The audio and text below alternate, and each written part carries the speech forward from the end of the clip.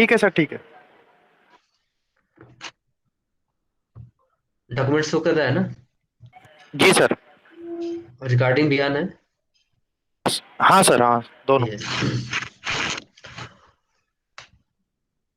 Good afternoon to all my dear friends.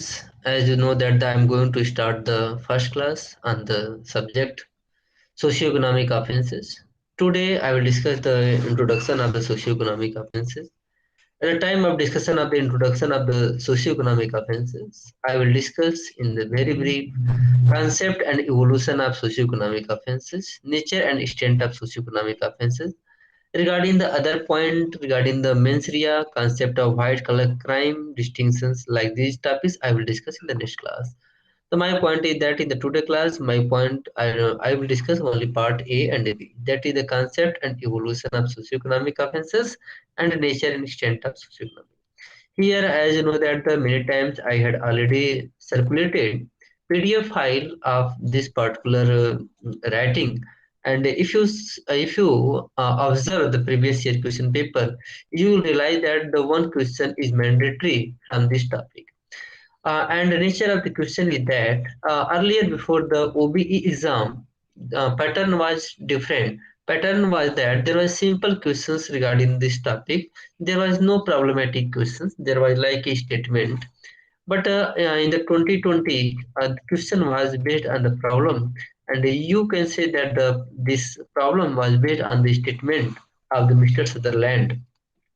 Here there is no need to discuss the previous year question paper. You can observe and mainly the question is that discuss the concept of socioeconomic offenses with the help of the reports. There are three reports which must be discussed each and every time whenever you are going to discuss socioeconomic offenses. For the example, Santhanam Committee report. This report was submitted in 1964.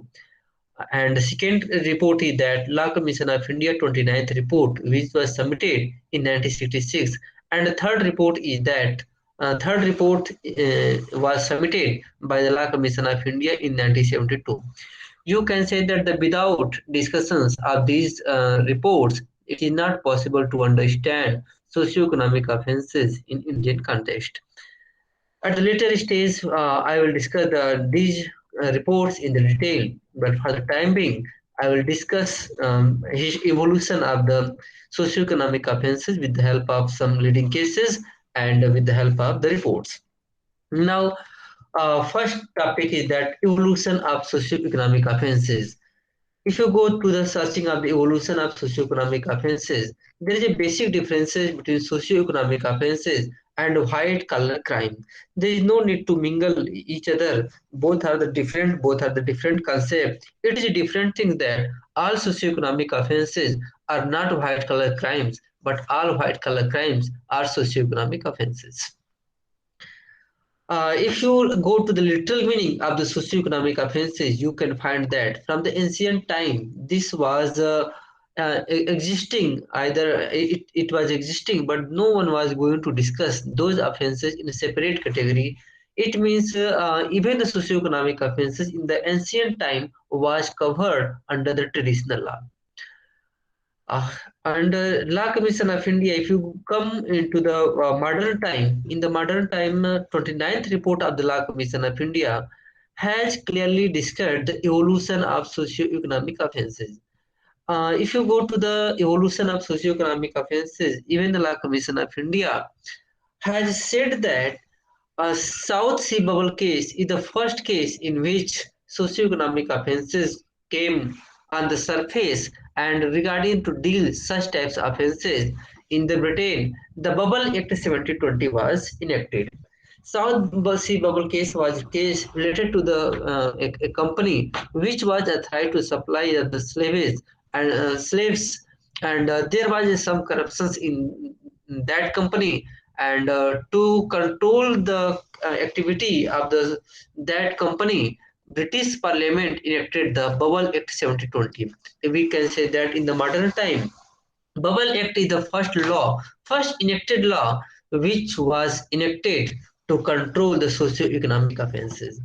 Law Commission of India further says that even though there is a even the Bubble Act was enacted in 1720, but this was not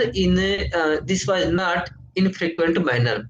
There was only rare cases came regarding the socio-economic offenses. But after the First World War, offenses of the socio-economic offenses increased leaps and bounds. It means कहने का मतलब यह है कि 29th report में कहा गया, law commission of India ने कहा कि जो सोशियो इकोनॉमिक ऑफेंसेस का जो इवोल्यूशन है वास्तव में हमें बबल एक्ट से प्राप्त होता है, लेकिन जो बीच का पीरियड है, कह सकते हैं कि 1720 से लेकर के फर्स्ट वर्ल्ड वॉर के जो बीच का पीरियड है उसमें सोशियो इकोनॉमिक ऑफेंसेस के क्राइम कमिट होने के जो एग्जाम्पल है बहुत ही फ्यू मिलते हैं। और आगे 29th रिपोर्ट में लॉ कमीशन ऑफ इंडिया कहता है, लेकिन फर्स्ट वर्ल्ड वॉर के बाद इसकी फ्रीक्वेंसी, इस तरह के ऑफेंसेस कमिट करने की फ्रीक्वेंसी बढ़ गई। तो हम कह सकते हैं कि जब हम सोशियो इकोनॉमिक ऑफेंसेस को डिस्कस करेंगे, इसके इवोल्यूशन को डिस्कस करेंगे, तो हमें हिस्ट्री में डिस्कस करना पड़ेगा, इसको हमें स्टेप बाय स्टेप डिस्कस करना पड़ेगा। और फर्स्ट स्टेप आएगा 18th सेंचुरी, और इस सेंचुरी में हम डिस्कस करेंगे तो 18th सेंचुरी से लेकर के टिल फर्स्ट वर्ल्ड वॉर तक हम डिस्कस कर देंगे। और ये सोर्स कहाँ से, कैसे हमें पता चला कि ये केसेस सोशियो इकोनॉमिक ऑफेंसेस के हैं, व्हाइट कलर क्राइम के हैं? इसका सबसे रिलायबल सोर्स यही है कि 29th रिपोर्ट में लॉ कमीशन ऑफ इंडिया ने खुद ही कहा है। अगर भारत की पार्लियामेंट कुछ कहती है, भारत के लॉ कमीशन ऑफ इंडिया कहता है, भारत का सुप्रीम कोर्ट, हाई कोर्ट कहता है, तो बहुत ही रिलायबल होता है। तो ये रहा first evolution, first step of the evolution of socio economic offences. Second part में जाएंगे तो after the first world war के बाद क्या सिचुएशन है? फर्स्ट वर्ल्ड वॉर के बाद इसका मेन रीजन रहा कि फर्स्ट वर्ल्ड वॉर के बाद गुड्स की स्कार्सिटी बहुत ज्यादा आ गई, क्योंकि फर्स्ट वर्ल्ड वॉर में जब गुड्स की स्कार्सिटी आ गई तो यहाँ पे होर्डिंग की समस्या बहुत ज्यादा बढ़ गई। जब होर्डिंग की समस्या बढ़ गई तो होर्डिंग की वजह से कई तरह के करप्शन के केसेस आ गए, कई तरह से इसेंशियल कमोडिटीज जैसे मैटर आ गए, और इस तरह से बहुत सारे मैटर इन्वॉल्व हो गए। तो आगे हम कह सकते हैं कि सेकेंड स्टेज यह है कि सेकेंड फर्स्ट वर्ल्ड वॉर के बाद इसका सिचुएशंस और बढ़ता ही चला गया। और इसी के साथ साथ हम देख सकते हैं कि फर्स्ट वर्ल्ड वॉर के बाद जब सेकेंड वर्ल्ड वॉर स्टार्ट होता है तो उसी समय एक एमिनेंट जूरिस्ट सदरलैंड का उदय होता है। यस सदरलैंड को हम कह सकते हैं कि socio economic offence, sorry, W white collar crime जो ऑफेंस की कैटेगरी रखी गई उसके फादर हम कह सकते हैं। सदरलैंड ने अपने आर्टिकल में बहुत ही थोरोली इस बात को डिस्कस किया कि व्हाइट कलर क्राइम जो है सोशियो इकोनॉमिक ऑफेंसेस डिफरेंट है, लेकिन सदरलैंड भी एक्सेप्ट करता है कि white collar crime are parts of the socio economic offences. तो हम कह सकते हैं कि जब हम व्हाइट कलर क्राइम की चर्चा करते हैं तो सोशियो इकोनॉमिक ऑफेंसेस की चर्चा ऑलरेडी कवर हो जाती है। इसका रीजन क्या है कि all white collar crimes are socio economic offences, but all socio economic offences is not white collar crime. और ये जो आर्टिकल पब्लिश होता है अमेरिकन सोशियोलॉजिकल रिव्यू में पब्लिश होता है, और इस तरह से इसका सेकेंड स्टेज क्रॉस करता है। सेकेंड स्टेज क्रॉस करने के बाद इंडिपेंडेंस ऑफ इंडिया, भारत एक स्वतंत्र देश रिपब्लिक हो जाता है और इंडिपेंडेंस हो जाता है। और इसके बाद से हम इंडियन कॉन्टेक्स्ट में इसको हम डिस्कस करेंगे। हम कह सकते हैं कि सेकेंड वर्ल्ड वॉर के बाद या 1945 तक आते आते socio economic offences well established subject हो गया। सोशियो इकोनॉमिक ऑफेंसेस की चर्चाएं, उस पर राइटिंग, आथर, जूरिस्ट, उससे बहुत सारी चर्चा, लिटरेचर बहुत सारे आ गए। तो हम कह सकते हैं कि सेकेंड वर्ल्ड वॉर आते आते फिनिश होते होते सोशियो इकोनॉमिक ऑफेंसेस और व्हाइट कलर क्राइम जो जैसे कॉन्सेप्ट वेल स्टेब्लिश्ड हो गए। अब इंडिपेंडेंस ऑफ इंडिया की बात आती है। शुभम, इसकी रिकॉर्डिंग हो रही है? जी सर हो। ऑडियो ऑडिबल है? हाँ सर, बिल्कुल सही। ठीक है। अब यहाँ पे जब हम आगे की तरफ बढ़ते हैं तो इंडिपेंडेंस ऑफ इंडिया में जब हम आते हैं तो इंडिपेंडेंस ऑफ इंडिया को तीन पार्ट में डिवाइड कर सकते हैं कि भारत में आजादी के बाद से इंस्टीट्यूट का क्या रोल रहा, कोर्ट का क्या रोल रहा, और जो कमिटीज कमीशन जो कॉन्स्टिट्यूट होते हैं उनका क्या रोल रहा। तो हम कह सकते हैं कि after the independence of India के बाद भारत ने सोशियो इकोनॉमिक ऑफेंसेस को डील करने के लिए बहुत सारे लॉ इनेक्ट किए। ये अलग बात है कि भारत में जो लॉ इनेक्ट किए गए वो डायरेक्टली सोशियो इकोनॉमिक ऑफेंसेस को डील नहीं कर रहे थे। हाँ भैया, बड़ा मैं क्लास ले रहा हूँ। अब भैया भरा गया, फॉर्म भरा गया है।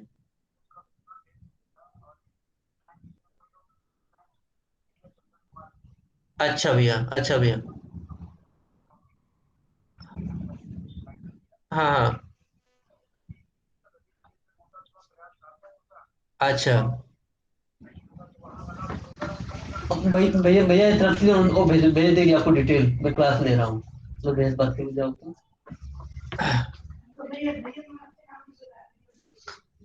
यहाँ पे है इंडिपेंडेंस ऑफ इंडिया के बाद तीन पार्ट को कवर करते हैं, इंस्टीट्यूट्स, कोड और कमिटीज एंड रिपोर्ट्स की।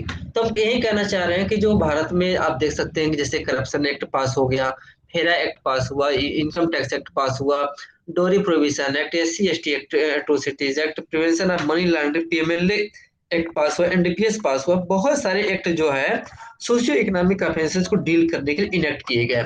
हाँ, लेकिन मैक्सिमम इंस्टीट्यूट में इस बात का जिक्र नहीं किया गया है कि this law has been enacted to deal the socio economic offences, या यह भी नहीं लिखा गया है कि corruption is coming under the socio economic offences. ये आपको डिसाइड करना है उस लॉ को पढ़ने के बाद, उसका इंटरप्रिटेशन करने के बाद, कि क्या इस सब्जेक्ट को हम सोशियो इकोनॉमिक ऑफेंसेस कैटेगरी में रखें या इसको हम ट्रेडिशनल क्राइम के अंतर्गत रखें। तो भारत में विद्वानों का मानना है कि जो यहाँ पे जो लॉ है, जो जैसे कि कुछ का एग्जांपल मैं दिया हूँ आपको, इस तरह के लॉ जो सोशियो इकोनॉमिक ऑफेंसेस कैटेगरी में आते हैं। अब आप कहेंगे सर मैं कैसे डिसाइड कर सकता हूँ कि whether this offence is coming under the socio economic offences are not. To decide whether any law is coming under the socio-economic offenses or not, you should know about the meaning of the socio-economic offenses. Later on, after the few minutes, I will discuss the meaning of the socio-economic offenses, meaning of the white collar crime, with the help of the definition given by the Sutherland, jurist Sutherland and jurist Arnold. तो my point is that the independence of the India का history में जब discuss करेंगे तो institute हम discuss करेंगे। Institute discuss करने के बाद हम कोर्ट के जजमेंट को डिस्कस करेंगे। तो कोर्ट के जजमेंट में I have cited here the two landmark judgments decided by the Honorable Supreme Court and one landmark judgment decided by the Honorable Gujarat High Court. And first case is that the Indo-China Steam Navigation Company Limited versus Justice Singh. This is a very popular judgment, and at the time of discussion of the MH George case, if you go to the original judgment of the MH George case, in the second last paragraph, you will find the Indo-China Steam Navigation Company case. Majority opinion in the MH George case decided after following the ratio whatever was laid down in the Indo-China Steam Navigation Company Limited versus Judges Singh. तो हम कह सकते हैं कि जगजीत सिंह का एक matter है जिसमें पहली बार सोशियो इकोनॉमिक ऑफेंसेस को लेकर के इसमें स्ट्रिक्ट इंटरप्रिटेशन किया गया। इसमें स्ट्रिक्ट इंटरप्रिटेशन की बात ये आती है, जब हम आपको क्रिमिनल लॉ पढ़ाते थे तो हम कहते थे कि मेंसरिया के दो पार्ट होते हैं।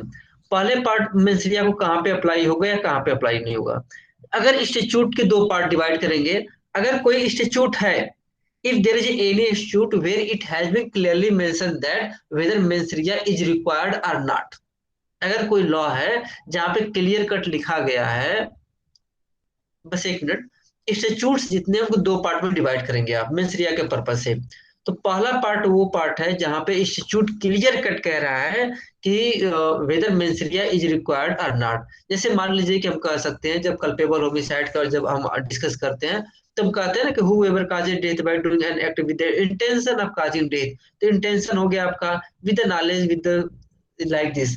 तो जहां पे इंस्टीट्यूट क्लियर है वहां पे क्वेश्चन अराइज नहीं होता है कि वेदर एक्टस नॉन फैसिड रियल नेसी mens rea should be applied or not. लेकिन जहां पे मेंस रिया साइलेंट है, जहां पर कि मेंटल कंडीशन साइलेंट है, जैसे मान लीजिए रेप का केस है, रेप के केस में इतना ही कहा गया कि a man is said to commit rape of another women, a man is said to commit rape of the another woman if he is committing the rape in the prima circumstances in this following seven circumstances. जो seven circumstances की जब बात होती है तो वहां पे mental condition victim की बात हो रही है, मेंटल कंडीशन एक्यूज की बात नहीं हो रही है। तो रेप के पॉइंट को लेकर के अगर डिस्कस करना हो कि क्या रेप में मेंसरिया अप्लाई होगा या नहीं अप्लाई होगा, at that time you should follow the judgment of the. तो सब पार्ट है, हमारे कहने का मतलब है आईपीसी में बहुत डिस्कस किया जा चुका है, टॉपिक से भटक रहे हैं। तो फिलहाल हम इतना ही कह सकते हैं कि जगजीत सिंह के केस में सुप्रीम कोर्ट ने कहा कि इस तरह के गोल्ड सप्लाई के मामले में या इस तरह का इलीगल स्मगलिंग के मामले में अगर मेंस रिया का रिक्वायरमेंट अप्लाई किया जाएगा तो वहां पे डेवलपमेंट ऑफ नेशन के साथ बहुत ही इनजस्टिस होगा। तो यहाँ पे in in that particular act, that is the sea custom act में section 52A was silent. In that circumstances court denied to apply the mens rea. Why? Because it was said that such types of offenses is the such types of offenses are the very grave. This is affecting the country like this.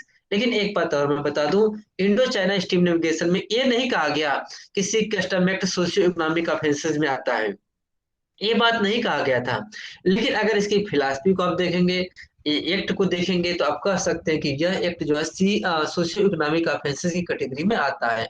Socio economic offences के मतलब ये होता है एक ऐसा offence जो कि society के साथ साथ इकोनॉमी को अफेक्ट करे, पहला कंडीशन। दूसरा कंडीशन ये दर्शाता है कि एट मास लेवल पे अफेक्ट करे, एट मास लेवल पे अफेक्ट करे। जैसे मर्डर किया, 2 4 10 का मर्डर किया, बम ब्लास्ट कर दिया, 100 का ब्लास्ट हो गया, 1000 का हो गया। लेकिन अगर सी कस्टम एक्ट के अंतर्गत अगर बड़े पैमाने पर गोल्ड का या किसी चीज का स्मगलिंग करके इंडिया में लेकर के आते हैं तो पूरे इंडिया की डेवलपिंग कंट्री की इकोनॉमी को डिस्ट्रॉय कर देगा।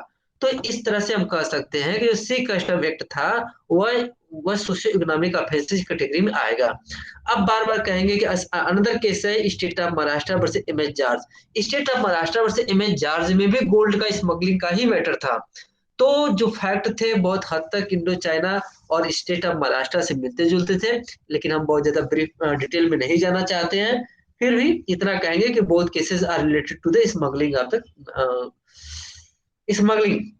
तो स्टेट ऑफ महाराष्ट्र में भी मेजोरिटी ओपिनियन ने कहा कि in such cases means requirement of mens rea should not be followed. तो हम कह सकते हैं कि एमएच जॉर्ज के भी जजमेंट में कहीं नहीं कहा गया कि सोशियो इकोनॉमिक ऑफेंसेस के अंतर्गत फेरा का एक्ट आता है, ये बात नहीं कहा गया। लेकिन अगर आपसे मैं पूछूं कि क्या if you read the whole judgment of the M.H. George case, you will not find even a single sentence like the socio-economic offenses. आपको नहीं मिलेगा। हाँ, एक सोशल मिल सकता है, इकोनॉमिक मिल सकता है, लेकिन सोशियो इकोनॉमिक ऑफेंस जैसा कुछ मिलेगा नहीं। लेकिन आपको जस्टिफिकेशन करने की बात आ जाए, कल को आप हाई कोर्ट में आपको मतलब जाते हैं, अपॉइंट होने के लिए जाते हैं, प्रमोशन के थ्रू जाते हैं या किसी भी तरह से जाते हैं, तो अगर आपसे पूछा जाता है कि how can you say that the FERA is coming under the state of Maharashtra, FERA is coming under the socio-economic offenses. Then you should clearly say that, Millards, respected sir, although even a single times socio-economic offense or white collar crime word was not used in the M.H. George case. But if you go to the definition and content of this particular act and the ratio of the M.H. George case, you can clearly say that this is the case related to the socio-economic offenses. ठीक। अब third judgement है, अब जिसको कि हम कह सकते हैं नूर मोहम्मद जमाल भाई लाटीवाला वर्सेस स्टेट ऑफ गुजरात का। यह एक ऐसा जजमेंट है कि जिसके बारे में clear cut white collar crime word use किया गया है। अब देख सकते हैं कि जजमेंट लिखते समय ही white collar crime word use किया गया है। अब बताते हैं कि व्हाइट कलर क्राइम क्या है। एक बात मैं और बता दूं कि अगर व्हाइट कलर क्राइम है तो एक बात हमेशा ध्यान में रखना, नहीं तो कंफ्यूजन रहेगा। All socio economic offences are not white collar crime but all white collar crime is socio economic offences. तो जब हम व्हाइट कलर क्राइम की चर्चा कर रहे हैं, इसका मतलब ये सेकेंड स्टेज हो गया। फर्स्ट स्टेज हमारा सोशियो इकोनॉमिक ऑफेंसेस था। जब सेकेंड स्टेज की हम चर्चा कर रहे हैं तो ऑटोमेटिक फर्स्ट स्टेज उसको कवर कर लेता है। तो यह नूर मोहम्मद जमाल भाई लाटीवाला वर्सेस स्टेट ऑफ गुजरात का बहुत ही लैंडमार्क जजमेंट है, जिसमें कि सीधा सीधा कहा गया था कि पिछले कुछ सालों से देखा जा रहा है कि कंट्री में व्हाइट कलर क्राइम का जो रेट है वो अलार्मिंग कंडीशन में बहुत तेजी से बढ़ रहा है और देश की कंट्री की इकोनॉमिक स्ट्रक्चर को पूरी तरह से डिस्ट्रॉय कर रहा है। और आगे भी कहता है कि वास्तव में व्हाइट कलर क्राइम है क्या।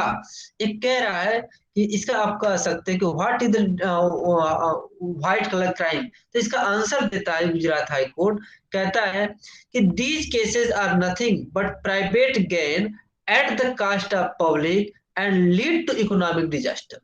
व्हाइट कलर क्राइम का 3 कैरेक्टर इसमें बताया गया है। पहला कैरेक्टर बताया गया है कि ये जो ऑफेंस किए जाते हैं वो प्राइवेट गेन के लिए किए जाते हैं, प्राइवेट फायदे के लिए किए जाते हैं। व्हाइट कलर क्राइम में ऐसा नहीं कि हमने आपका मर्डर कर दिया और या मर्डर करके अपने भाई का बदला ले लिया या रेप कर दिया, तो ऐसा कुछ नहीं होता है, प्राइवेट गेन होता है यहाँ पे। तो इस तरह का पहला कंडीशन है, प्राइवेट गेन होना चाहिए। दूसरा, कास्ट ऑफ पब्लिक, आपको गेन हो रहा है लेकिन पब्लिक को नुकसान नहीं हो रहा है तब तो कोई दिक्कत नहीं है, लेकिन जो आपको गेन हो रहा है तो पब्लिक को नुकसान हो रहा है। और आप इकोनॉमिक डिजास्टर को लीड करते हैं, तो हम कह सकते हैं कि with the help of this three landmark judgment, that is the Indo China steam navigation company, state of Maharashtra versus MHR, Noor Mohammad Jamal Bhai Tatiwala versus state of Gujarat.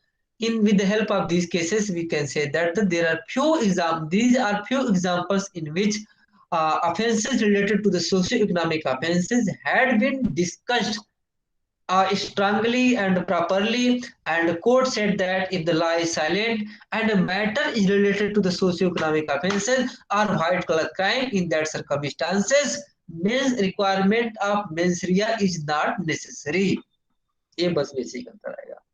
रही बात कमेटी एंड कमीशन की, तो इसमें कमेटी एंड कमीशन के डेवलपमेंट का क्या रोल रहा है, तो कमेटी एंड कमीशन के डेवलपमेंट का पहला रोल रहा है कि संथानम कमेटी की जब आप रिपोर्ट देखेंगे, Santhanam committee automatic, this report was submitted in 1964। मैं कई बार बता चुका हूं कि भारत की आजादी के बाद से करप्शन के केसेस बहुत तेजी से बढ़ गए, और उस समय होम मिनिस्टर पंडित मिस्टर लाल बहादुर शास्त्री थे। और जब करप्शन के केस बढ़े तो करप्शन के केस को डील करने के लिए संथानम कमेटी को कंस्टिट्यूट किया गया, और संथानम कमेटी ने जो अपनी रिपोर्ट सबमिट की है वो वास्तव में रिपोर्ट है, report on prevention of corruption. लेकिन उस report on prevention of corruption में बहुत सारे पॉइंट जो है सोशियो इकोनॉमिक ऑफेंसेस और व्हाइट कलर क्राइम के बारे में भी डिस्कस किया गया है। तो उसी में एक पॉइंट ये भी है जिसमें कि संथानम कमेटी में बताया गया कि जो डेवलपमेंट हो रहा है, जो इस तरह का सोशियो इकोनॉमिक इंक्रीज कर रहा है, इसके इंक्रीज का रीजन क्या है। इसके इंक्रीज के रीजन में बता रहा है कि advancement of technological and scientific development is contributing emergency like this कह रहा है कि संथानम कमेटी, देखिए जब हम ऊपर जब डिस्कस कर रहे थे हिस्ट्री में, तो लॉ कमीशन के 29th रिपोर्ट में हम बताए थे कि बबल्स एक्ट, सी बबल्स आया, सी बबल्स एक्ट आया, बबल्स एक्ट आया, तो और फर्स्ट वर्ल्ड वार तक क्या सिचुएशन था सोशियो इकोनॉमिक ऑफेंसेस का, सेकेंड वर्ल्ड वार का क्या था, तो हमने 29th रिपोर्ट के माध्यम से शुरू में डिस्कस किया था। लेकिन यहाँ पे जो हम एक तरह से कह सकते हैं कि संथानम कमेटी ने काज को सर्च करने का प्रयास किया कि व्हाइट कलर क्राइम को बढ़ने का, इंक्रीज करने का काज क्या है, रीजन क्या है। एक रीजन बताया गया है संथानम कमेटी में कि वास्तव में जो technological and scientific development is the main reason for the increasing of the socio economic offences. Why technological and scientific development, actually क्या हुआ था कि जब टेक्नोलॉजी एंड साइंटिफिक डेवलपमेंट नहीं हुआ था तो 99% पीपुल जो था फार्मिंग में था, कुछ परसेंट व्यक्ति अपना खेती गृहस्थी छोटा मोटा बहुत हल्का फुल्का व्यापार करता था, बहुत बड़े पैमाने पर उत्पादन ही नहीं होता था और न ही बड़े पैमाने पर घोटाले इस तरह की चीजें कुछ आती थी। लेकिन साइंटिफिक डेवलपमेंट होने के बाद एक एलिट क्लास जनरेट होता है। एलिट क्लास जब जनरेट होता है तो एलिट क्लास पूरे सोसाइटी को, पूरे सिस्टम को कंट्रोल करता है। मान लीजिए कि अभी भारत में 10 एलिट क्लास है, 10 इंडस्ट्रियलिस्ट हैं, वही डिसाइड करेंगे कि सरकार क्या डिसीजन लेगी क्या नहीं लेगी, और वही हर चीज को डिसाइड करते हैं, चाहे किसी चीज का प्राइस हो चाहे कुछ भी हो। कहने के लिए डेमोक्रेसी है, but in the real sense in the India there is no democracy, each and everything is being controlled by the some elite class. तो एक कह सकते हैं कि एक कमेटी एंड कमीशन ने अपने कंट्रीब्यूशन में, संथानम कमेटी का पहला कंट्रीब्यूशन ये रहा। बाकी अगर कमेटियों की हम बात करें तो बाकी कमेटियों की चर्चा हम आगे भी डिटेल में किए हैं, और देख सकते हैं संथानम कमेटी कहता भी है कि इस तरह के जो क्राइम होते हैं, जो सोशियो इकोनॉमिक जो ऑफेंसेस होते हैं, इनके और ट्रेडिशनल क्राइम में डिफरेंस क्या है। संथानम कमेटी कहता है कि this type of crime is more dangerous. जो सोशियो इकोनॉमिक ऑफेंसेस क्या होते हैं, मोर डेंजरस। जैसे हमने किया, हमने प्लान बनाया कि शिवम का मर्डर करना है, तो हम क्या करेंगे, शिवम को जहर ला कर खाने में मिला करके दे देंगे, शिवम की शुभम शुभम हो शायद, जो भी हो, शुभम को हमने डेथ करने का प्लान है तो हमने पॉइजन खरीद कर लाया और शुभम को दे दिया। अब शुभम एक आदमी मरेगा, लेकिन हम बहुत बड़े कारपोरेट हैं, बहुत बड़ी इंडस्ट्री है, और हम सब स्टैंडर्ड मेडिसिन की सप्लाई करते हैं, और अगर हम इलीगल वे में सब स्टैंडर्ड वाइन की सप्लाई करते हैं, तो एक साथ हजारों लोग मर सकते हैं। इस तरह की बात है, तो इसमें कहता है कि traditional crime is not much more serious, but socio economic offences is more dangerous. Reason क्या है? इसमें कहता है कि financial stakes are higher, but also because like this. इसमें कह रहा है कि इसमें फाइनेंशियल लॉस तो होता ही होता है हायर रेट पे, लेकिन इसमें जो डैमेज होता है इररेपरेबल डैमेज होता है to the public and morals point को लेकर के। इस तरह से सोशियो इकोनॉमिक, इस तरह से पहला पॉइंट जो रहा डेवलपमेंट की, जहां तक बात रही कि डेवलपमेंट इसका कैसे होगा, तो हमने कवर करा दिया। और इसी डेवलपमेंट में संथानम कमेटी की report, law commission of India 29 की रिपोर्ट आप यहाँ पे साइट कर सकते हैं हल्का सा। तो हम कह सकते हैं कि पहले पॉइंट को हमने कवर कर दिया। पहले पॉइंट की जब भी चर्चा होगी, तो पहले पॉइंट में evolution of socio economic offences, उसमें आपको 29th रिपोर्ट की चर्चा हमेशा करनी पड़ेगी, और आपको बताना पड़ेगा कि 18th सेंचुरी से लेकर के फर्स्ट वर्ल्ड वॉर तक क्या सिचुएशन था, फर्स्ट वर्ल्ड वॉर के बाद क्या सिचुएशन था, इंडियन इंडिपेंडेंस के बाद क्या सरकमस्टांसेस था, और इंडियन इंडिपेंडेंस के बाद तीन पार्ट में हम इसको डिवाइड करेंगे कि पार्लियामेंट का क्या रोल रहा, कोर्ट का क्या रोल रहा, और जो एग्जीक्यूटिव है, जो कमेटी कमीशन जो बनाए कॉन्स्टिट्यूट किए, उनका क्या रोल रहा। इस तरह से तीनों के पार्ट को रोल डिस्कस करने के बाद evolution of socio economic offence cover हो गया। तो thanks my dear friends for listening this. So हम इसकी रिकॉर्डिंग ऑफ करके फिर से दूसरा रिकॉर्डिंग स्टार्ट करेंगे, ठीक ना? ठीक है सर। यहीं पर रुक जाओ।